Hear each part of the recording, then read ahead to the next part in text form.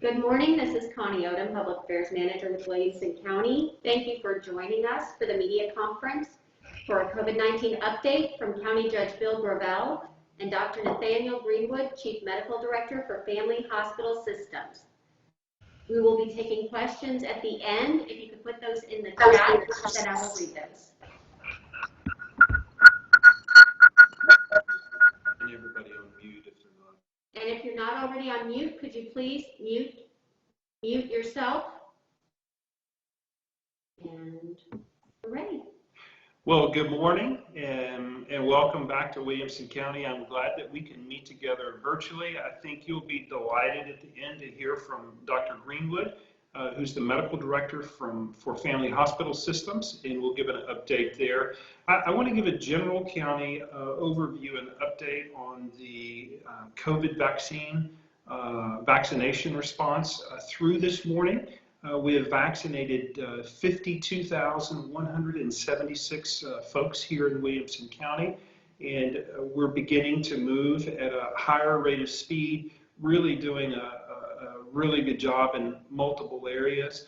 Just this past week, we had the vaccination locations at Kelly Reeve Stadium, and for the first time, we had a vaccination location at the Georgetown ISD football stadium.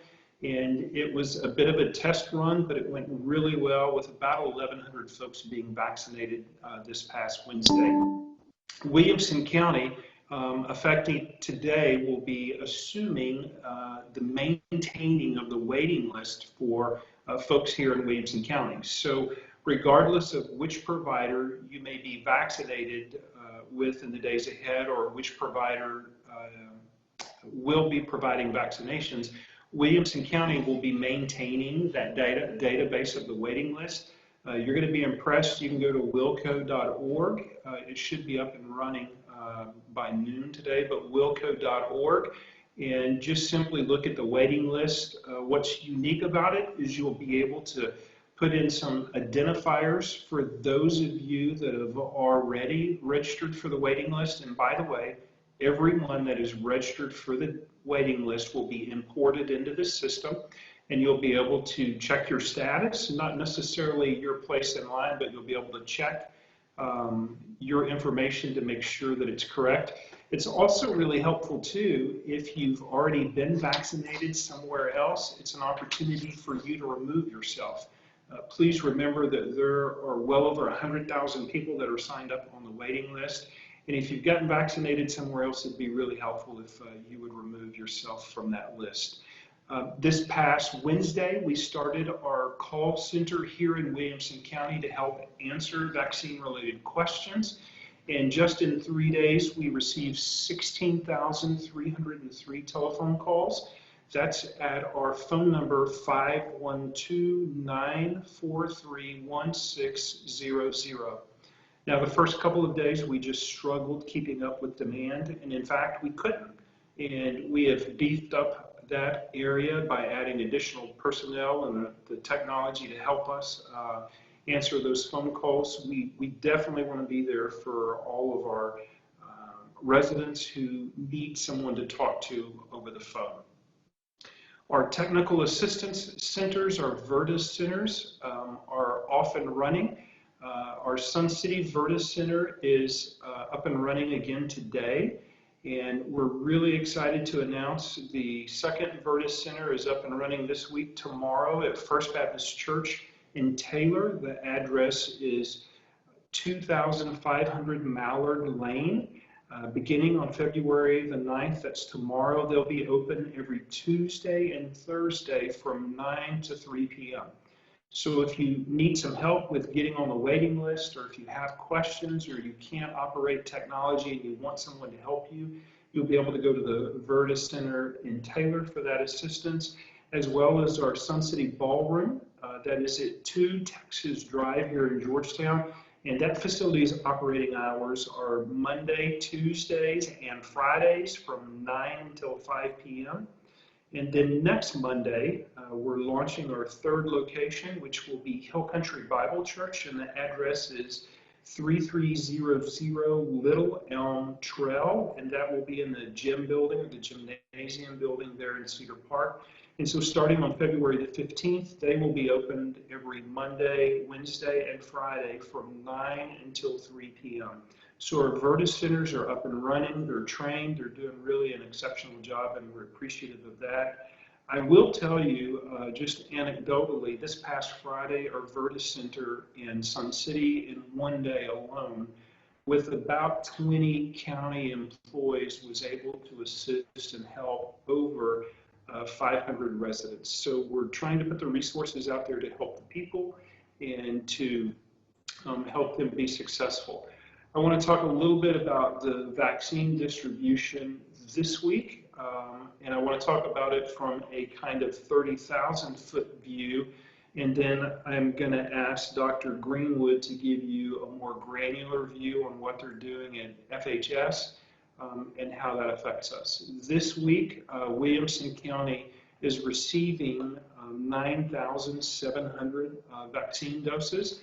And on Monday and Tuesday, those doses will be administered at the Kelly Reeves Stadium by FHS. And then on Wednesday will be another inoculation day of 1,500 folks at our Georgetown High School athletic complex. I'm going to have to put on my glasses to read because we have a lot of new participants this week that are really helping. And I think what you will see is that agencies and entities are working together to solve problems. And as county judge, I'm amazed every day at the humility and the servant's heart and the working diligence of everyone to work together. And these are some examples. This week, for example, there will be 700 additional doses provided to nursing home and long-term care facilities. A newer facility to us as far as vaccine administration is starting this week. The WellMed Center in Leander has received 400 first-time doses. There's been 100 doses for the Lake Air Med Center here in Georgetown. The health district, in fact, has received 1,500 doses, 500 from last week and 1,000 this week. The 500 from last week are being directed exclusively to our long-term nursing care facilities and our senior care facilities.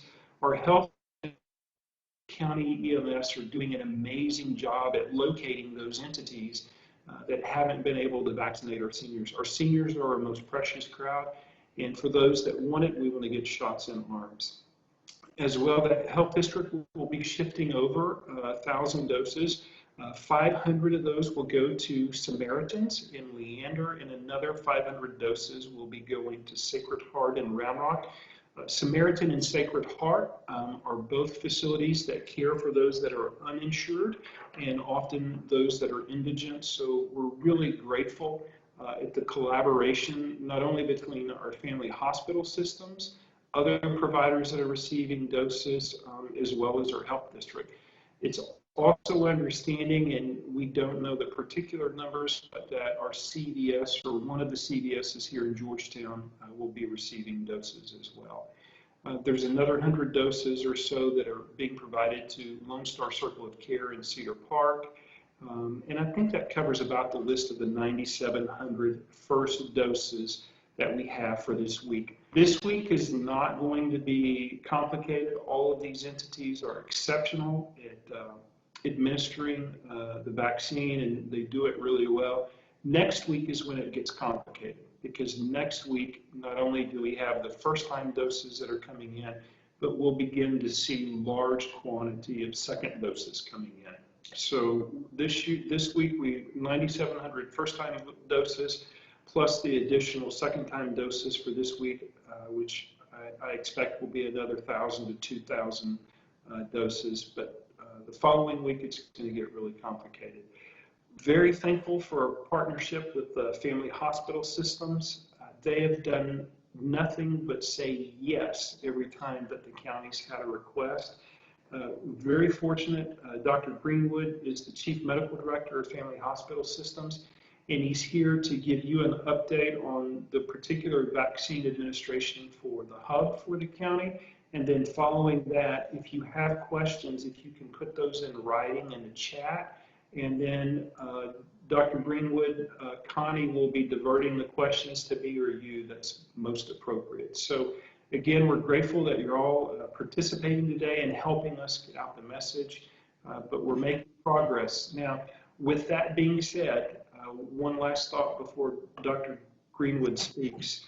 For us to vaccinate the 1A and 1B population in Williamson County is about 210,000 residents, or about 420,000 shots.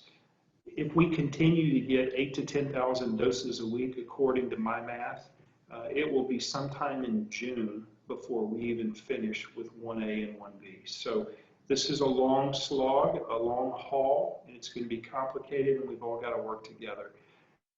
Williamson County is doing a really good job. It would be helpful if we had more doses. So we'd be grateful when we get more from the President, the White House, and from our state authorities. Dr. Greenwood, thank you for joining us today. Thank you, Judge Gravell, and I have the same sentiment as you. Our partnership has been, I'm very grateful for it, and it's been nothing but yes from our Williamson County leadership. Very grateful for taking the wait list. That was definitely a burden. There's just the need is huge. So I appreciate the help with that. And these VERTA centers to me are just so instrumental. We really struggled getting those who can't navigate computers very well and getting them in the system. And so this is very beneficial. So thank you for getting those set up. So far, over the last 3 weeks, we've done about 22,000 first dose vaccines.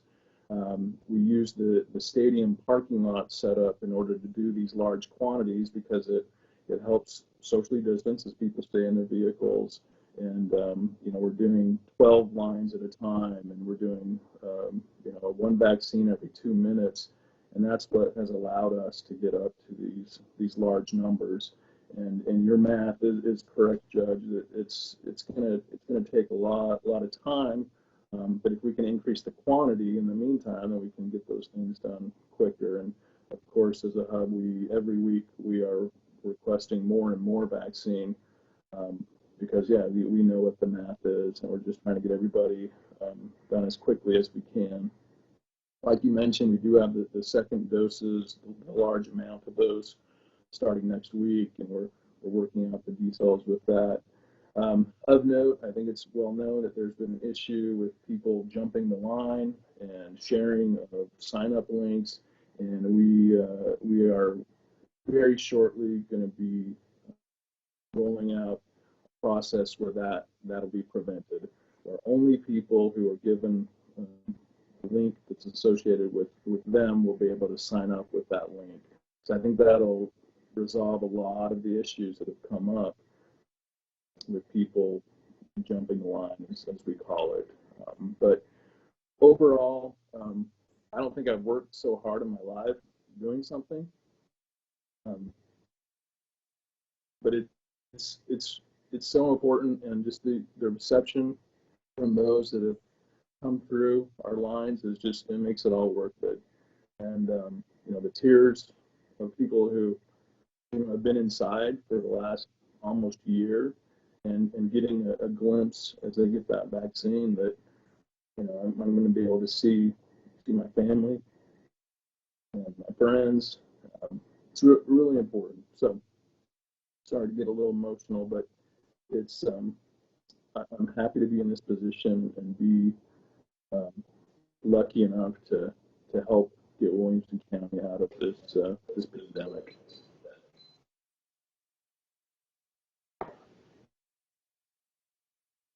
I'll turn the time back over to you, Judge.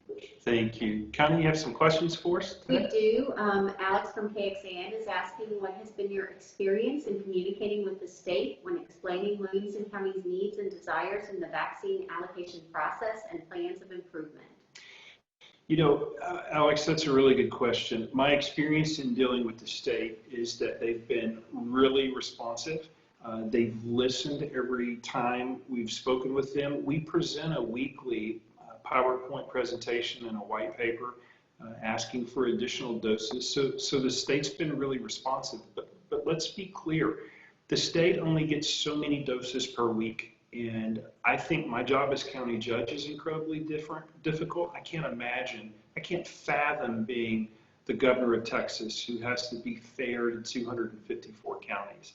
And sometimes fair is not even appropriate because there are some counties down along the border that are on fire with the COVID vaccine. And as governor, I'd be dumping all of the resources I could down there to save lives. So it's not just about being fair, but it's having the resources. The state's been really responsive, but the truth is we're only getting 300,000 to 500,000 doses a week from the federal government. And before we make a significant dent in Williamson County, we will need to see 1 million doses a week in Texas. Alex has a follow-up question. What have you learned from Austin Public Health's vaccine rollout that has helped you with your own processes? What we've learned from Austin Public Health is that it's important to have a collaborative relationship, not just with governmental partners, but also with the private sector as well. We have learned, and I think the real solution to many of the challenges that we face is not more government or governmental entities doing it. It's public-private partnerships. Family Hospital System is a great private partner. We have another private partner that's coming online next week, Curative. And so we've got another private partner who's ready to put shots in the arms as soon as they get doses. It's Scott and White Healthcare Systems, along with many others. So I think what we've learned from the Austin model is that it's important to have public-private partnerships, and everybody's kind of rowing together in the same direction. And then we have Fernando with the Taylor Press asking, can you tell us more about the verticide in Taylor, and will there be any doses sent to the Taylor area? Well, first of all, let me say this. I'm grateful to Taylor. When we had a need, we did a call with area pastors, rabbis, ministers, clergies, and the pastor, it was Pastor Ryan from First Baptist Taylor, was the first one to say, you know what? I want to take care of the people in my community, and we're willing to open our facilities to help answer questions and to help our seniors and young ones that are technologically challenged. So we're grateful to First Baptist Church in Taylor. But as you know, it just seems to be normal in Taylor that they always jump in to help out whenever there's a crisis. I remember at the very beginning of the pandemic, it was your superintendent who had the idea of delivering meals to kids, and we delivered over some 600,000 meals here in Williamson County. As far as when we actually get vaccines in Taylor, I think it's further down the road than we would want, but it's not as far as we think. Our game plan right now is large mega sites to drive through. And that is the Kelly Reeve Stadium first, Georgetown ISD second, and then third, the Dell Diamond. And once we get enough doses to stand up these mega sites, then we'll begin to look at other locations like the Taylor Expo Center. I think it is at least 4 or 5 weeks down the road before we even get to that. We've got to have more doses to put more shots in arms before we can add other sites. And then for Dr. Greenwood, Brittany with CBS is asking, can you speak more about the policies you're putting in place to prevent line jumpers? When do you expect to put those policies in place? Those policies will be in place before the end of the day. So it's definitely something we've been working on for a long time, and now we finally reached the point where we can roll those out. So there will definitely be more detailed instruction to those who are on the waiting list and those who are currently signed up in our portal. And Brittany, let me just add, it is immoral and it is unethical to step in front of a senior adult to get a shot. Now, if you qualify in the 1A, you should sign up. But if you don't, it's just wrong. And everyone needs to realize that if you're choosing to step in front of people, you're stepping in front of your own grandma and grandpa. And you know what? I pray that someone's not doing that to my parents over in Lee County. It's important to be respectful and wait your turn. Oh, we have another question from Alex. How will signing up for a second dose differ from signing up for a first? Are you aware of any delays in receiving second doses from the state? This is probably best for you, Dr. Greenwood. So I am unaware of any delays in getting second doses. We have received second doses for a smaller rollout that we started at the end of December, and we've received all second doses that match the first doses.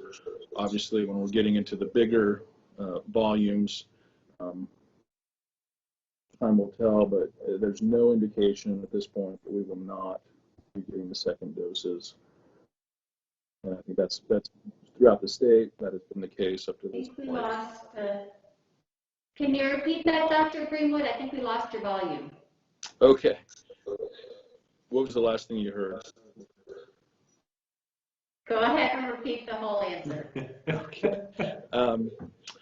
So in terms of the second doses, we did a couple weeks of smaller volumes of second doses starting in December, and we have received all second doses for those first doses that we previously gave. There's been no indication up to this point that we will not receive the second doses for our large volume that we started about 3.5 weeks ago. We do have people scheduled for that second dose starting next week, and to go along with a link that is specific to certain individuals and can't be shared, we will be providing a second dose link for those that have not received an appointment up to this point. So there will be communication made with all those who have received a first dose through FHS. Okay. And then Tony at the Patch Judge is asking, given the hard work in distributing vaccines, why was priority placed on opening bars when the notification was given of a lowered 7-day hospitalization rate for coronavirus cases? Are these efforts not at odds with each other? No, absolutely not. Tony, the one thing that we've learned is that it takes a balance of all of the pieces. It's about balancing the economy with public safety. It's about balancing our schools and our school systems. We've also learned, too, that we were mistaken at the beginning. For example, we shut down schools. And with shutting down schools, we've realized that as far as it being communicative or being able to increase the spread of COVID is just actually not proven out with that data. Opening bars is about opening businesses and keeping our economy alive. Listen, if we just made decisions based upon healthcare measures, we would have locked down everything a year ago. Or if we just made decisions based upon businesses, we wouldn't have locked down anything. So it really is a balancing act in trying to place all the pieces at the same time. And I would also mention to you as well, Tony, the governor's listed some really good guidelines about the 50% occupancy, 75% occupancy when our hospitalization rate gets below a certain level. Our hospitalization rate for the Region O has dropped dramatically in the last 10 days, and I expect it to continue. Okay, and Judge Christopher with the Sun is asking, how are the verticites maintaining the health privacy requirements of HIPAA? You know, Chris, that's a great question. Everyone that works at the verticites goes through HIPAA training, so they have to be compliant with that. We were also concerned about the ability of someone to use technology and perhaps capture your data or my data, so the equipment provided at the verticites is all county-owned equipment, county-maintained equipment, and secured equipment. I mean, because we care about our folks' confidentiality as well. And I think we're doing a really good job at maintaining the privacy. Dr. Greenwood, Claire with the Statesman is asking, any idea when Johnson & Johnson vaccine might be available? I do not know. That's a question for the Texas DSHS. Okay. And then Allison is asking, Dr. Greenwood, if you can give any other details about the exact policies to prevent line jumpers, or will it just be more information sent out to people when they receive their appointment emails? So there will definitely be information sent out to people when they receive their appointment emails. We're going to be utilizing our waiting list, and you know, the policy on that will be followed strictly. And just so you're aware, from our standpoint, the Texas DSHS has said you can't ask people to prove what status they are. You can simply ask, are you a 1A or 1B patient? And if they say yes, we're done. If they say no, we kindly ask them to leave and just let them know that, hey, this is for people who are 1A or 1B. So, and you know, we're just following what we've been told to do at the DSHS. And again, like Judge Gravell mentioned, it's just important that you know, are honest and realize that there's a plan in place to get everybody vaccinated, but we just need to do it the right way and the right time frame, and just believe in the system. Okay. Follow-up, Judge, you might have this number. Can you clarify how many second doses have already been distributed by Wilco and how many Wilco has ordered to begin distributing next week? Well, our request for next week, I know, is over 10,000, and it would be sometime Saturday before we know what that number is. As far as the first dose and the second dose breakdown, I don't have that in front of me. I refer often to the DHS website that actually has the number of doses allotted to the county, the first dose, the second dose, so you can refer to their website. Okay, and then Casey from Fox is asking,